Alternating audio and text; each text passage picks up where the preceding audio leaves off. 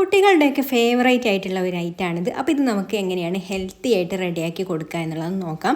കുട്ടികൾക്ക് ഒരുപാട് കഴിക്കുന്നവരാണെന്നുണ്ടെങ്കിൽ ഇനി ഇതുപോലൊന്ന് ഉണ്ടാക്കി കൊടുത്തോളൂ കേട്ടോ. അവർക്ക് എന്തായാലും ഇഷ്ടമാവും, നല്ല ടേസ്റ്റ് ഉണ്ട് കേട്ടോ. അപ്പോൾ ഞാനൊരു 2 മുട്ട പുഴുങ്ങിയിട്ട് ഇതുപോലെ ഒന്ന് മിക്സിയുടെ ജാറിലേക്ക് ഇട്ട് കൊടുത്തിട്ടുണ്ട്.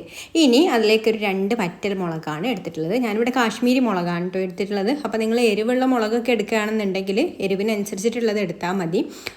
നമുക്ക് കുട്ടികൾക്കൊക്കെ കൊടുക്കാനാണെന്നുണ്ടെങ്കിൽ കുട്ടികൾക്ക് എത്രത്തോളമാണ് എരി ഇഷ്ടമാവുക അതിനനുസരിച്ചിട്ടൊക്കെ ചേർത്താൽ മതി കേട്ടോ. അപ്പോൾ ഞാനിവിടെ കാശ്മീരി മുളക് ആയതുകൊണ്ട് കളറുണ്ടാവും, എന്നാൽ എരിവും ഉണ്ടാവില്ല. അപ്പോൾ അങ്ങനെ ആയതുകൊണ്ട് ഞാൻ 2 എണ്ണം എടുത്തിട്ടുണ്ട് കേട്ടോ.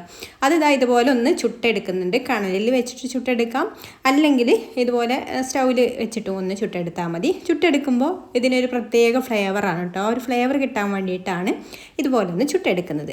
ഇനി നമുക്കിത് നമ്മൾ മിക്സിയുടെ ജാറിലേക്ക് മുട്ടയിട്ട് കൊടുത്തിട്ടുണ്ടല്ലോ, അതിലേക്ക് ഈ ഒരു ചുട്ട മുളകും കൂടെ ഒന്ന് ഇതുപോലെ കട്ട് ചെയ്തിട്ട് ഇട്ട് കൊടുക്കുന്നുണ്ട്. പിന്നെ ഇതിലേക്ക് ഒരു 10-12 കാഷ്യൂനട്ട് ഞാനൊന്ന് കുതിർത്തെടുത്തിട്ടുണ്ട്, അത് ഇതിലേക്ക് ചേർത്ത് കൊടുക്കാം.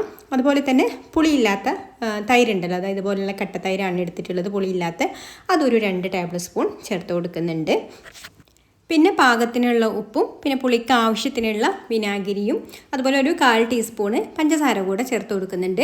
അപ്പോൾ ഈ ഒരു ഉപ്പും അതുപോലെ പുളിയും ഒക്കെ നമ്മളുടെ ഒരു ടേസ്റ്റ് നോക്കിയിട്ട് അതിനനുസരിച്ചിട്ട് ചേർത്ത് കൊടുക്കാൻ മതി കേട്ടോ. മധുരവും ഒക്കെ പഞ്ചസാരയും ഒക്കെ അതിനനുസരിച്ചിട്ട് ചേർത്ത് കൊടുത്താൽ മതി. ഒരുപാട് പഞ്ചസാര വേണ്ടേനും.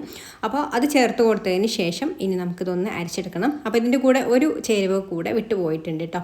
അപ്പോൾ അത് ഞാൻ ഒന്ന് അടിച്ചെടുത്തപ്പോഴാണ് ഓർമ്മ വന്നത്, വെളുത്തുള്ളി. അതും ഒരു നല്ല ഫ്ലേവറാണ് കിട്ടുന്നത്. അപ്പോൾ ഒരു 3 അല്ലി ഇതുപോലെ ഉള്ള വെളുത്തുള്ളി അല്ലിയും കൂടെ ഇട്ട് കൊടുത്തിട്ടുണ്ട്. എന്നിട്ട് നന്നായിട്ട് ഇതുപോലെ അങ്ങ് ബ്ലെൻഡ് ചെയ്തെടുത്താൽ നല്ലൊരു ഡിപ്പ് റെഡി ആയിട്ടോ. അപ്പോൾ ഇത് നമുക്ക് ബ്രെഡിൻ്റെ കൂടെയോ സാൻഡ്വിച്ചിലേക്കോ അതുപോലെ ഫ്രഞ്ച് ഫ്രൈയിലേക്കോ ഒക്കെ മക്കൾക്ക് ഉണ്ടാക്കി കൊടുക്കാം കേട്ടോ. അപ്പോൾ മക്കൾക്ക് ഇനിയിപ്പോൾ സ്നാക്സൊക്കെ കഴിക്കുന്ന മക്കളാണെന്നുണ്ടെങ്കിൽ അവർക്കും ചില കുട്ടികൾക്ക് മയോണൈസൊക്കെ ഒരുപാട് കഴിക്കും. ഓയിലി ആയിട്ടുള്ള മയോണൈസൊക്കെ കഴിക്കുന്നതിനേക്കാളും ഇതുപോലെ നമുക്ക് നല്ലൊരു സോസ് വീട്ടിൽ തന്നെ ഈസി ആയിട്ട് റെഡിയാക്കി കൊടുക്കാം. അപ്പോൾ കുട്ടികൾക്കൊക്കെ ഒരുപാട് ഇഷ്ടമാവും ചെയ്യും കേട്ടോ. ഇതിൻ്റെ ഒരു ടേസ്റ്റ് അങ്ങനെ മുട്ട ചേർത്തിട്ടുണ്ട് എന്ന് പോലും ഇതിൽ തോന്നില്ല, കാരണം മുട്ടയുടെ ഒരു ടേസ്റ്റും ഇതിൽ വരുന്നില്ല കേട്ടോ. അപ്പോൾ ഇതുപോലെ ഫ്രഞ്ച് ഫ്രൈ ഒക്കെ കുട്ടികൾക്ക് ഉണ്ടാക്കി കൊടുക്കുന്ന സമയത്ത് അതിലേക്ക് ഇതുപോലെ നല്ലൊരു ഡിപ്പൊക്കെ കൊടുക്കാം. അതുപോലെ സാൻഡ്വിച്ചൊക്കെ ഉണ്ടാക്കുമ്പോഴൊക്കെ നമുക്ക് ഈ ഒരു സോസ് യൂസ് ചെയ്യാം കേട്ടോ. അപ്പോൾ ഒന്ന് ട്രൈ ചെയ്ത് നോക്കിക്കോളൂ.